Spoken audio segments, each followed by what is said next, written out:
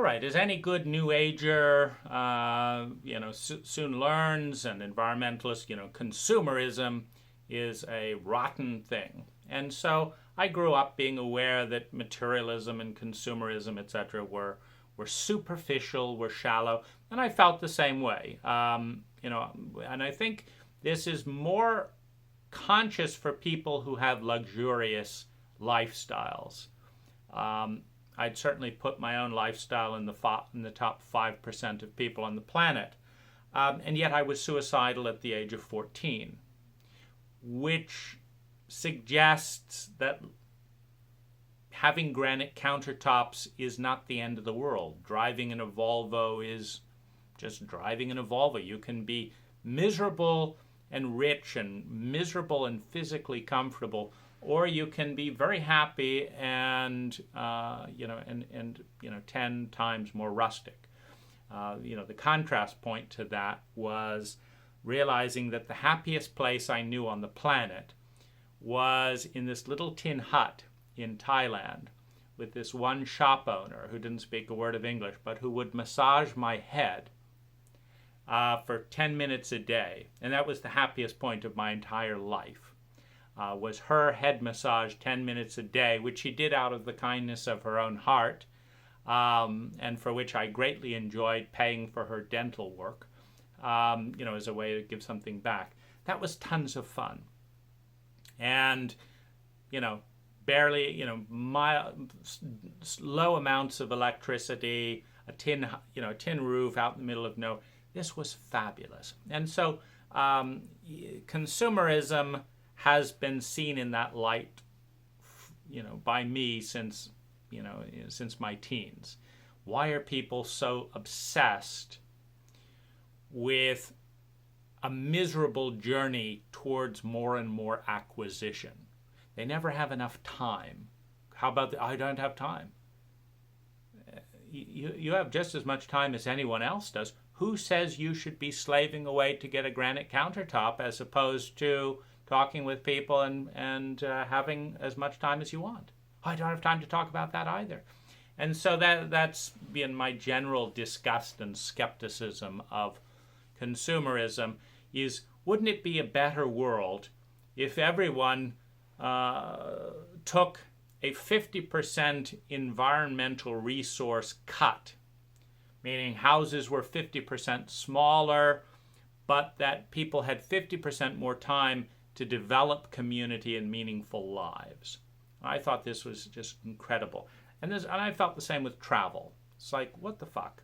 Why?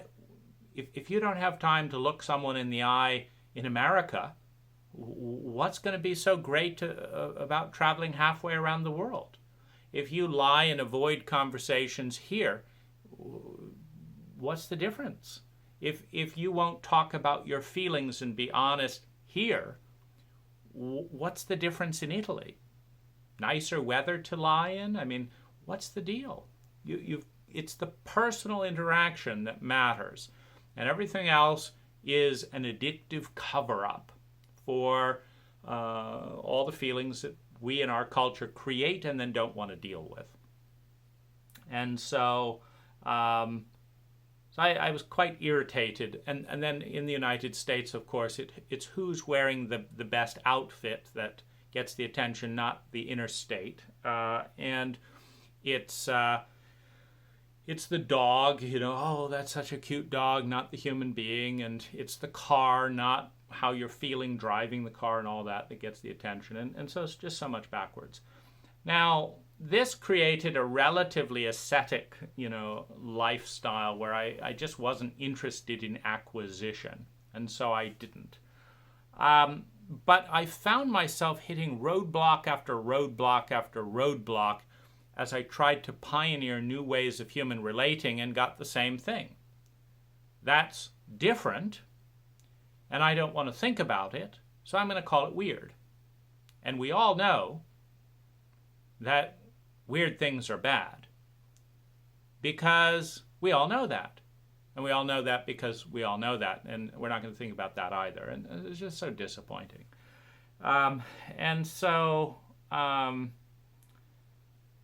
I just put out a wider and wider net. Then I got interested in travel because I discovered that other cultures might be 10 times more open to various forms of flexible engagement than my culture. And so, well worth the flight to get there and then find it's 10 times easier to connect. And then the other thing is, I was feeling quite frustrated and bitter, and I decided to create a bucket list, and then some of that was buying things.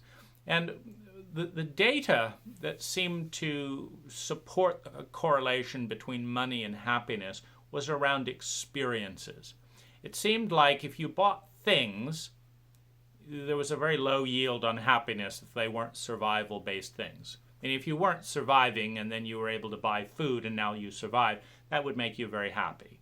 But if you have a 40-inch TV and you buy a 50-inch TV, a year later your happiness is no better. It may be worse because you're spending too much time watching media, which compared to exercise makes you less happy. So it may be worse. So these things didn't yield, but experiences, going to the Grand Canyon, taking time off work, giving something to a homeless person, these experiences did seem to bring significant yields on happiness. And so in my bucket list, I allocated $30,000 to try and buy happiness.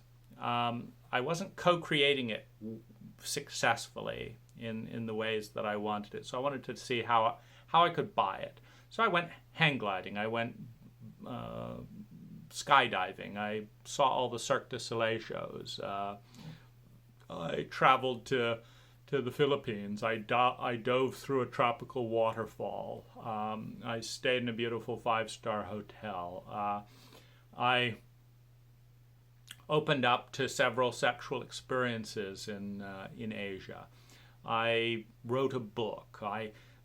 So there was money involved, but really it was experiences. And I discovered that after spending, and then there was this interesting thing. I bought a Traxxas Stampede VXL. Now this is a whole new world for me, and it was partly the part that grew up very young in my teens, being more adult in some ways than my parents, and feeling the heaviness, and then really taking on the whole spirituality, non-materialism, starting at age 12. There was none of this kind of play dynamic. I was, somewhat snooty about that because the books I was reading on spirituality were snooty about it, and so they were my deities, my mentors, and so I was snooty about it. And so, I didn't, go out racing or dating or anything like that in my teens. And one of the things that I thought would be fun, because I was trying to brainstorm about what creates joy and pleasure with money. And I came across this radio control car on Amazon. It was called the Traxxas Stampede VXL, brushless motor, waterproof, drove 65 miles per hour, 4-wheel drive.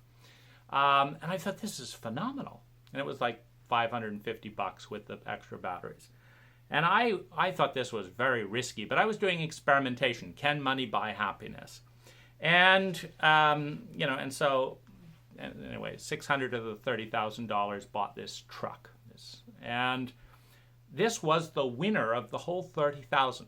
Philippines and this truck. But it was interesting how it was the winner. Because, of course, just buying a truck and letting it sit around, no benefit. But here's what happened. I bought the truck, and when I go for walks, nobody comes up and says, "Hey, nice to see you," anything like that. I'm completely ignored in my own culture. I go for walks. I'm a man, so women avert their eyes, ignore, what if they get raped out in the forest and stuff. So I'm basically a walking rapist as far as my own culture is concerned, going out in the forest and things like that. And this is a miserable experience. Who wants to walk around wondering who's scared of you today? Because they haven't bothered to get to know you, and they're certainly not going to because they don't know you. That's the biggest joke in our culture. I don't know you. Okay, so what are you going to do about that? Well, I'm not going to spend any time with you because I don't know you. It's like, isn't that a little backwards? Isn't it that you don't know me because you haven't spent any time with me? No, no, no. I'm not going to spend time with you because I don't know you. It's like, I give up. You're absolutely right. You shouldn't spend time with a single person on the planet because at one point you didn't know any of them. And so, let's just all be terrified of strangers and rush back to our big screen televisions, where our obesity epidemic is killing hundreds of thousands of people every single year, compared to the random axe murderer from time to time. Let's run to the real threat and enact our real abuses of obesity and isolation and loneliness and stuff, and then let's pretend that we're keeping ourselves safe by avoiding talking to human beings that could teach us and help us feel welcome and love and belonging and all that. And so this truck, this four-wheel drive Stampede truck, had this whole series of ripple effects. So first of all, you can't spend $600 on a four-wheel drive truck that drives 65 miles an hour and sit around at home. No, I mean, I drove it, one time inside the house, and it shot up the fireplace. This is powerhouse machine. And so you have to go outside. Well, immediately I'm outside, people get interested, not in me, I'm a human being. They're interested in the truck. But there's a ripple effect of interesting interactions. And so I'm driving this truck around, and for the first time in my life, I'm not an axe murderer. I am an exciting, normal person, because normal people are interested in power and trucks in this country. So I'm a normal and exciting person. And I have women coming up to me saying, oh, my husband would love that. Or, where did you get it? And isn't that cool? And can my son drive it? And dogs chase it and their owners laugh. And children follow it around. And so suddenly I'm part of the community because I have a four-wheel drive radio-controlled truck in a way that I was never part of the community. This was just stunning to me. I had no idea that all you had to do was buy a radio-controlled truck and to be a human being. So this was the first explosion. This is what brought the happiness, feeling like a human being, and bringing joy to other people and knowing that and liking it. Then the next dynamic was I started going to all the local parks, which were now fun. So the exercise was good for well-being, and the sunlight was good for well-being. As a writer and as a relatively serious temperament, I'm much happier in many cases being at home and writing and stuff than I am being fearfully avoided in parks. I mean, who wants to go out to a park to be fearfully avoided? But who wants to go out to a park and be celebrated and interact in fun and smiling ways with people? It's a completely different equation. So my exercise shot up. The joy that I brought to other people shot up, meaning I brought more joy to other human beings with this truck than through writing a book. And I thought, this is stunning. Here, my snooty kind of aesthetic value hierarchy of let's meditate and bring joy to the world with people don't smile when I tell them I meditate. They're smiling about this truck. And so this is very odd. But it's fun. The various ripple effects of this entire dynamic, from making people smile, getting more exercise, getting more sunlight, visiting local parks, not feeling like an axe murderer. And then as a designer, I just have to hand it to Traxxas, because they built a better radio control car than my four-wheel drive full-scale Tundra Toyota pickup. Meaning, my Toyota Tundra pickup isn't waterproof. This thing is. My Toyota Tundra pickup, per scale, I mean, it's this big and it goes 65 miles an hour. That means for my truck to be at its scale which is 100 times bigger, it should be going 6,000, or something miles an hour, and it doesn't. My truck rattles around at 65 miles an hour or 80 miles an hour, whatever it is. So this is so well designed, and then and then it's resilient. This thing can crash off a 30-foot cliff, and maybe just have $10 of part damage, if that, or it's fine. And my truck, if it crashes off a 30-foot cliff, it's a totaled truck. So I just thought this is built so well compared to almost anything I've encountered. It's a pleasure to see such stuff in action. And so, it helped me understand that dogma is the problem. I was dogmatically anti-consumerism and avoiding. It is the epitome of waste and luxury and frivolous consumerism to buy a $600 radio control 4-wheel drive truck as a 38-year-old man. That was when I bought the truck. And then I went out, discovering the explosion of well-being that was emerging from this. I went out and spent another $4,000 on radio control sailboats and radio control planes and radio control jets and other cars and rock climbing. And because this was just phenomenal. If one is a scientist and following the data rather than following the dogma, then one doesn't say meditation brings happiness, consumerism doesn't, if you discover the opposite is true. You have to follow the data. And so one of the things that this also helps me see is that, I hadn't explored consumerism much at all until that point because I was dogmatically against it. So I just knew that consumerism didn't make people happy and was a waste of time and all that, and what people ought to be doing was this and this.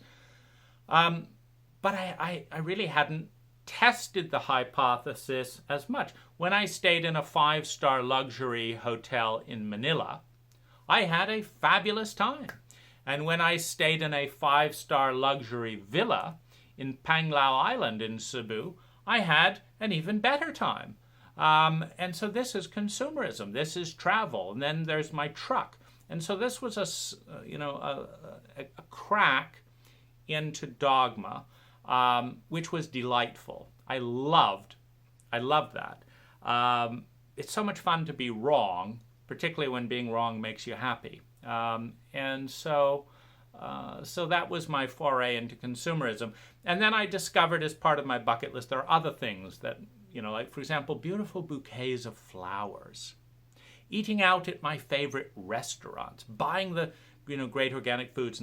I was already doing the organic foods, but I wasn't, it seemed extravagant to spend $15 a week, on bouquets of flowers, or 20. My gosh, And so this was, just a reminder that anything taken to extremes, extreme aestheticism, extreme consumerism, extreme gluttony, extreme fasting, etc., is not likely to bring as much well-being as selectively analyzing in every area, not being so dogmatic about it, but just simply saying, let's experiment. Let's be a scientist. I came so close. When I saw on that $600 truck, they said, if you open it, you can't return it. I said, how do I know if I enjoyed it if I can't open it? And I thought, I want to return this thing. And I even tried to cancel the order on Amazon. It's like, what am I doing? $600. They're starving people. This is, oh my goodness. This is a joke. But it turned out to be the highest, for me, as someone who hadn't bought any toys, as someone who, hadn't experienced an adolescence in a traditional sense, as someone in a culture that avoids me walking solo, but is attracted to me if I have a car. I don't control those variables, but that's the culture. I have never been smilingly approached by so many people as I have been driving the car. And viruses, emotional viruses, spread. So if you have 10 smiling people walk up to you and engage with you in a smiling way in a day versus everyone ignore you in a day, there is an absolute correlation into improved happiness and well-being and a sense of social well-being and integration. If your cult will smile and approach you because you have a four-wheel drive truck and will ignore you because you don't, well, dumb culture, obviously, but go along with it. You know, I found the same thing with this ridiculous sheepskin hat. It was very warm, and I wanted, you know, with all my walking now out in the cold, I got this lovely sheepskin hat. Suddenly, people out of the woodworks want to know what's up with this hat.